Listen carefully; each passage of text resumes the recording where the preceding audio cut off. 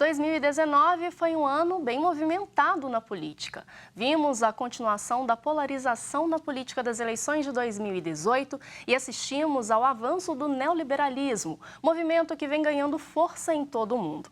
Hoje, no Horizonte Notícia Entrevista, vamos falar sobre política. E para falar sobre esse assunto, eu recebo no estúdio o coordenador do Núcleo de Estudos Sociopolíticos da PUC Minas e da Arquidiocese de Belo Horizonte, o professor Robson Sávio. Professor, seja muito bem-vindo. Muito obrigado. E eu queria que a gente começasse, então, o senhor analisando, né, a atual situação do Brasil nesse contexto do avanço do neoliberalismo.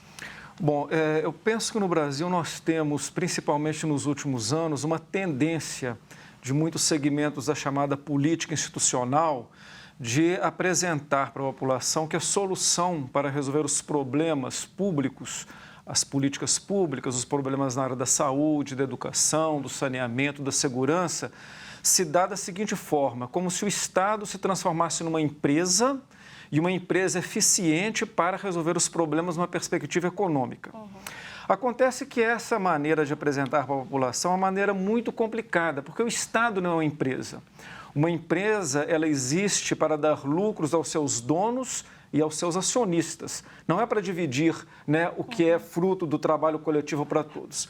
E o Estado, justamente ao contrário das empresas, ele existe justamente para produzir políticas públicas, diminuir desigualdades sociais, intervir na economia para favorecer que aqueles que têm menos não sejam esmagados por aqueles que têm mais. Então, essa perspectiva neoliberal, né, que coloca a economia, como diz o Papa Francisco, uma economia que mata, porque ela está preocupada na concentração de riqueza na mão de poucos, em detrimento da vida, da qualidade de vida da maioria das pessoas, é uma maneira muito complicada. E por isso que nós temos visto, né, países que eram tidos como exemplo de políticas neoliberais, como o Chile, se transformaram em 2019 num palco de guerra nas ruas. Por quê?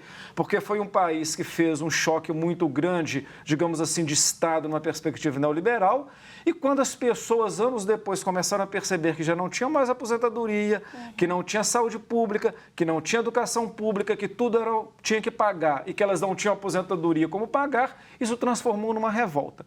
Então, eu acho que a voz hoje dissonante desse modelo neoliberal que é apresentado como a receita, né, para resolver os problemas públicos, essa voz dissonante vem do Papa Francisco, que tem insistido, né, que nós precisamos de colocar no centro a pessoa humana e a casa comum, né? E que, inclusive, o sistema econômico ele existe para cuidar das pessoas e da casa comum, e não para ser digamos assim, um centro na qual alguns poucos acabam se fartando na mesa em detrimento da miséria da maioria. E acaba, professor, que às vezes as pessoas, né, em casa não têm essa noção, acham que essa questão do neoliberalismo é algo que está ali no livro de história, no livro de geografia, mas não, mas está bem perto da gente, né? E é não só no âmbito nacional, mas aqui em Minas também a gente tem visto essa tendência de privatizações. Sim, nós temos, não somente no plano federal, essa ideia de um super-ministro da Fazenda que está preocupado em resolver os problemas econômicos e, por isso, propõe uma série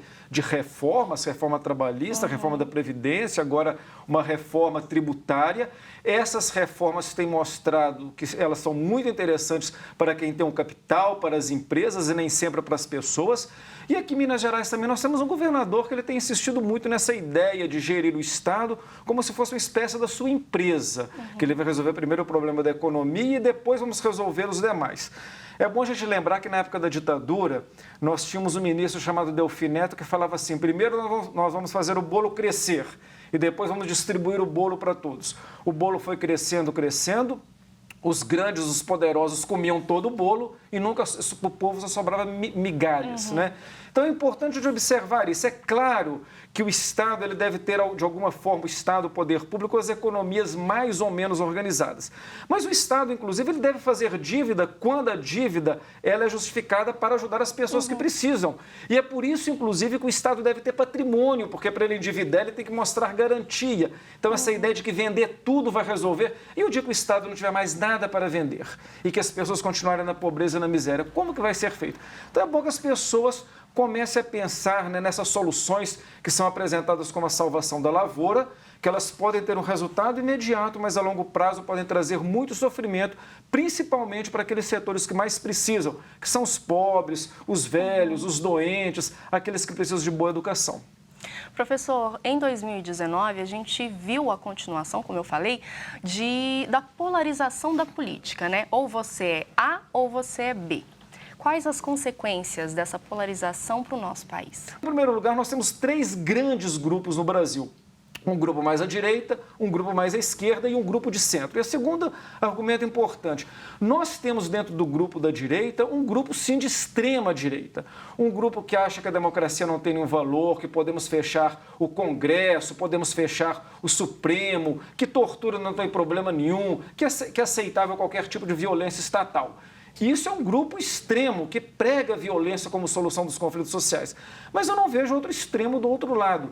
Se nós tivéssemos uma extrema esquerda, nós teríamos, por exemplo, uma extrema esquerda dizendo vamos pegar as armas, né, e derrubar os poderosos, os banqueiros, os latifundiários. Isso não acontece. Então, nós temos 3 grandes grupos sociais e nós temos, na verdade, um pequeno grupo, que não é um grupo, né, alguma coisa, 15% daqueles 30% da direita, que é um grupo mais radical.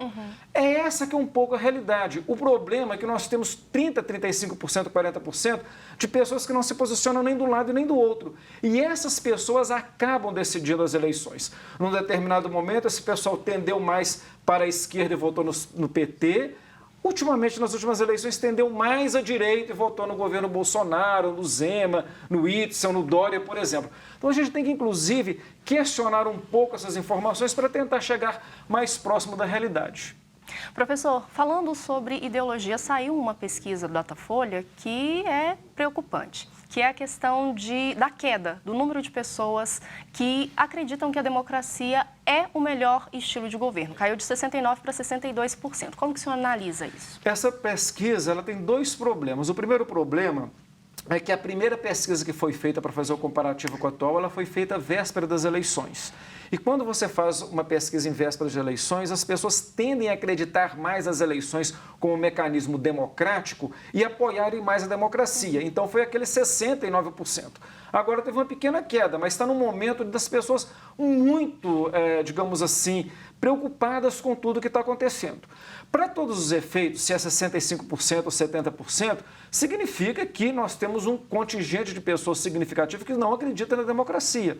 E isso sim é muito preocupante. É pensar que pessoas acham que, por exemplo, uma ditadura ou um governo pela força pode resolver os problemas graves do Brasil, a desigualdade, a injustiça, a violência. E não é por aí. Então nós precisamos, né, e os grupos de fé e política, o campo que eu atuo, tem reforçado muito a defender os valores da democracia, porque é isso que é mais importante. E já que o senhor falou de fé e política, no final do ano passado, né, no final de 2019, o Nesp realizou um evento sobre fé e política, sobre uma igreja em saída na defesa e promoção da cidadania. Eu queria que o senhor falasse um pouquinho sobre de que forma a igreja tem trabalhado para melhorar e ajudar essas questões.